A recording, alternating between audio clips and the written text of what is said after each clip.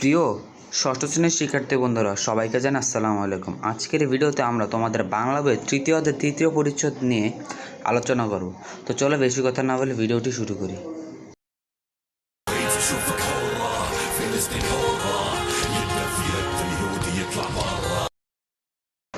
তো দেখো, এখানে একটা অনুচ্ছেদ আছে, বলছে যে নিচের অনুচ্ছেদটি পড়তে গিয়ে কী ধরনের সমস্যা হচ্ছে খেয়াল করো। এই নিয়ে সবাইদের সাথে আলোচনা করো। তো তোমাদের এই হচ্ছে আসলে অনুচ্ছেদটা। তো এটা লেখছে যে জানি কথাটি শুনলে তোমাদের কারো বিশ্বাস হবে না। সেই লেখক একদিন বিকেলে আমাদের বাড়িতে এসে হাজির, তার হাতে অনেকগুলো নতুন বই। আমি অবাক হয়ে বললাম, আপনি কি আমাদের বাড়িতে এসেছেন? তিনি আমার কথার জবাবে ছোট করে বললেন, হ্যাঁ। আমি অনেকক্ষণ কোনো কথা বলতে পারছিলাম না, শুধু তার হাতের বইগুলোর দিকে তাকিয়েছিলাম। এক সময় বললাম, কিন্তু কেন, তা কি জানতে পারি? তিনি বললেন, বারে, তুমি বই পড়তে ভালোবাসো, তাই বই নিয়ে এসেছি। আচ্ছা, তারপরে এখানে লেখছে যে বুঝতে চেষ্টা করি। লেখছে সহপাঠীদের সাথে আলোচনা করে নিচের প্রশ্নগুলোর উত্তর খুঁজে বের করো। আচ্ছা, তো এখানে মোট 6টা প্রশ্ন আছে। প্রশ্নগুলো হচ্ছে যে কথা বলার সময় আমরা কি একটানা কথা বলি? তারপরে হচ্ছে যে এক নাগারে না বলে থেমে থেমে কথা বলি কেন? তারপর হচ্ছে সব কথা কি আমরা একই সুরে বলি? তারপরে প্রশ্ন হচ্ছে যে লেখার সময় দাড়ি, কমা, প্রশ্নচিহ্ন ইত্যাদি এর প্রয়োজন হয় কেন? তারপরে হচ্ছে যে দাড়ি, কমা, প্রশ্নচিহ্ন ইত্যাদি চিহ্ন কী নামে পরিচিত? এবং সর্বশেষ প্রশ্ন হচ্ছে যে দাড়ি, কমা, প্রশ্নচিহ্নের মতো আর কি চিহ্ন তুমি চেনো? তো চলো আমরা এটার অ্যান্সারটা দেখে নিই। তো এই 6টা হচ্ছে আমাদের অ্যান্সার আর কি। তো এগুলো হচ্ছে যে লেখছে যে কথা বলার সময় আমরা কি একটানা কথা বলি? এই যেটা উত্তর হচ্ছে যে না, একটানা কিন্তু আমরা কেউই কথা বলি না, মাঝে মাঝে কিন্তু থামি। তারপরে প্রশ্নটা হচ্ছে যে এক নাগারে কথা না বলে থেমে থেমে কথা বলি কেন? এটার উত্তর হচ্ছে যে বাক্যের অর্থ স্পষ্ট করার জন্য। 3 নাম্বার হচ্ছে যে সব কথা কি আমরা একই সুরে বলি? না, কেন সব কথা কিন্তু আমরা একই সুরে বলি না। 4 নাম্বার হচ্ছে যে লেখার সময় দাড়ি, কমা, প্রশ্নচিহ্ন ইত্যাদির প্রয়োজন হয় কেন? মানে বা অর্থ বোঝার জন্য। 5 নাম্বার হচ্ছে যে দাড়ি, কমা, প্রশ্নচিহ্ন ইত্যাদি চিহ্ন কী নামে পরিচিত? উত্তর হচ্ছে বিরাম চিহ্ন। আর 6 নাম্বার হচ্ছে দাড়ি, কমা, প্রশ্নচিহ্নের মতো আর কি চিহ্ন তুমি চেনো? উত্তর হচ্ছে সেমিকলন, বিস্ময় চিহ্ন, হাইফেন, ড্যাশ, কলন, উদ্ধার চিহ্ন ইত্যাদি।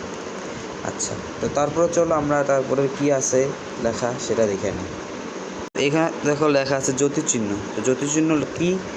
মুখের কথাকে লিখিত রূপ দেওয়ার সময় কম বেশি থামা বোঝাতে যেসব চিহ্ন ব্যবহৃত হয় সেগুলোকে জ্যোতিচিহ্ন বলে। বক্তব্যকে স্পষ্ট করতেও কিছু জ্যোতিচিহ্ন ব্যবহৃত হয়ে থাকে। জ্যোতিচিহ্নের উদাহরণ কি? যেমন দাড়ি, কমা, সেমিকলন, প্রশ্নচিহ্ন, বিস্ময় চিহ্ন ইত্যাদি। কোন জ্যোতিচিহ্নের কী কাজ?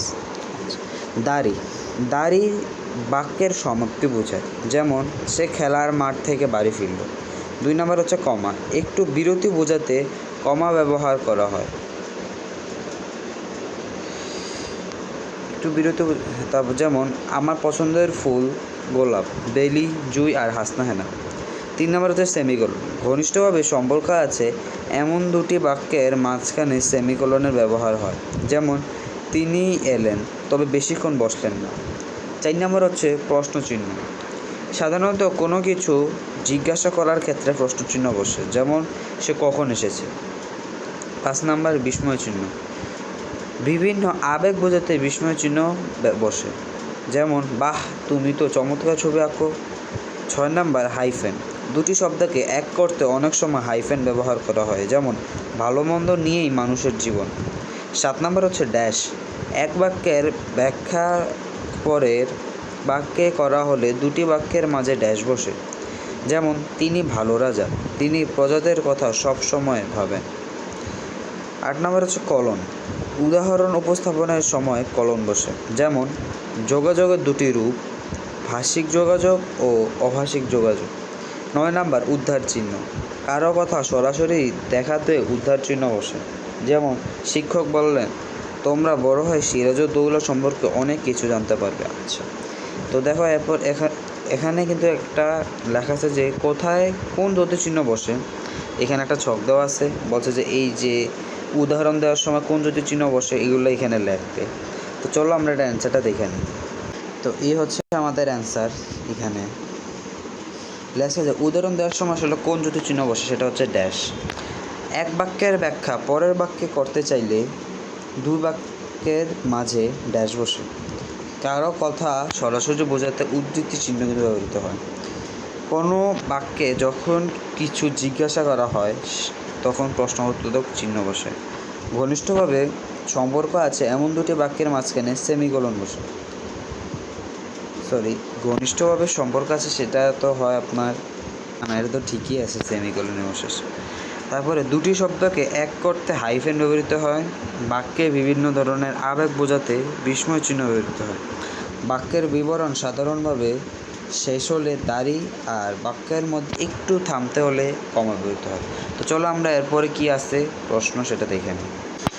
তো দেখো আমরা এখন 50 পৃষ্ঠা শেষ করছি, এখন 51 পৃষ্ঠায় আছি। তো এইখানে লেখছে যে জ্যোতিচিহ্ন বসাই। বলছে যে পরিচ্ছেদের শুরুতে দেওয়া অনুচ্ছেদটিতে এখন জ্যোতিচিহ্ন বসাও। জানি কথাটি শুনলে তোমাদের কারো বিশ্বাস হবে না। সেই লেখক একদিন বিকেলে আমাদের বাড়িতে এসে হাজির, তার হাতে অনেকগুলো নতুন বই। আমি অবাক হয়ে বললাম, আপনি কি আমাদের বাড়িতে এসেছেন? তিনি আমার কথার জবাবে ছোট করে বললেন, হ্যাঁ। আমি অনেকক্ষণ কোনো কথা বলতে পারছিলাম না, শুধু তার হাতের বইগুলোর দিকে তাকিয়েছিলাম। একসময় বললাম, কিন্তু কেন তা কি জানতে পারি? তিনি বললেন, বারে তুমি বই পড়তে ভালোবাসো তাই বই নিয়ে এসেছি। আর এখানে এখন কিন্তু বলছে যে জ্যোতিচিহ্ন ব্যবহার করে অনুচ্ছেদটি লিখি। তো এখানে এই যে আমাদের এখানে বলছে যে একটি অনুচ্ছেদ লেখো যেখানে বিভিন্ন রকম জ্যোতিচিহ্ন ব্যবহার আছে। তো এখানে একটা অনুচ্ছেদ লেখো যেখানে বিভিন্ন রকমের জ্যোতিচিহ্ন ব্যবহার হচ্ছে। তো চলো আমরা অ্যান্সারটা দেখি। তো এই হচ্ছে আমাদের অনুচ্ছেদটার অ্যান্সার আর কি। তো বলছে যে জানির পরে কমা, কথাটি শুনলে তোমাদের কারো বিশ্বাস হবে না, দাঁড়ি। সেই লেখক একদিন বিকালে আমাদের বাড়িতে এসে হাজির, আবার দাঁড়ি, তার হাতে অনেকগুলো নতুন বই, আবার দাঁড়ি। আমি অবাক হয়ে বললাম, আপনি এখন কমা দেয়া উপরে ওই যে কী জানি বলে উদ্ধার চিহ্ন, আপনি কি আমাদের বাড়িতে এসেছেন? প্রশ্নবোধক চিহ্ন। তিনি আমার কথা জবাবে ছোট করে বললেন, হ্যাঁ। আমি অনেকক্ষণ কোনো কথা বলতে পারছিলাম না, শুধু তার হাতের বইগুলোর দিকে তাকিয়েছিলাম।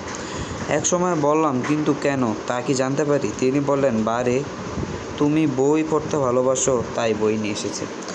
তো এই ছিল আমাদের এই যে কয়েকটা ছক ছিল। তারপরে আমরা এই যে 48 পৃষ্ঠা থেকে 51 পৃষ্ঠা পর্যন্ত সলভ করলাম ছকগুলো।